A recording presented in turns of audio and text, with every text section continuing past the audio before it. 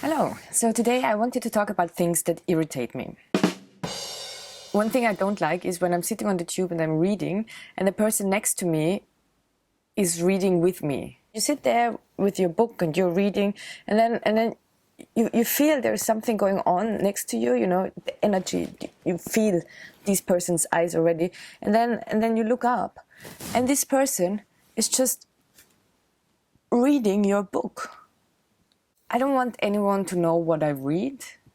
I mean, not that I read crazy things, but then on the other hand, if they don't even know what you read, and then, for example, you read 50 Shades of Grey or something, and then you're at the page where they are having sex, which is basically every page in that book, I don't want to think that they think that I read sex books in the afternoon on the tube. Every book, when there's a sex scene, suddenly I panic and then I don't read them, I just skip them because I don't want anyone to read the sex scene while I'm reading a sex scene to think that I read sex scenes.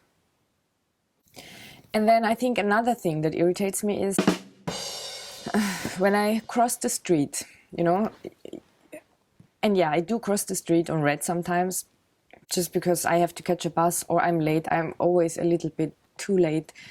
There is no car. I've even watched in the right direction, even if I'm in England, you know, there you go, right, right, instead of left, right, left. Doesn't matter because I don't know where left and right is anyway. I find it really hard to cross the streets on red when there are children next to me. I feel like I have to be a role model. But then if there is the bus on the other side of the street and the kid, and then I'm just like, I'm in a real conflict and I hate it because, and then sometimes I just quickly don't look at the kids and try to go quickly that they don't see me. The parents probably hate me and say like, what the fuck? There is the critical age, you know, I think if they can't walk themselves, then if they're just in the pram, trolley, no, that's the shopping trolley, buggy, yeah, if they are still in their children's car, then I don't mind, then I think it's okay to cross on red, that's okay, I think. If they're not in the children's car, then I try to be good and not cross on red. Another thing that irritates me is, you know, when you walk on the street and somebody's on the phone, you know, but they have now these earphones, these things in their ears, and I don't see that because they have maybe long hair. And this person is like, yeah, hello, how are you? And I am saying, good, thank you, how are you? I start a conversation with them, you know, and sometimes it takes me ages to find out who was Bill again? What happened? Can you start? Oh, you are on the phone. Sorry, I didn't see. Your hair is too long. So this, I didn't fart. This was a firework actually. They have like a firework celebration. What is that? Something British people sometimes do, like fireworks.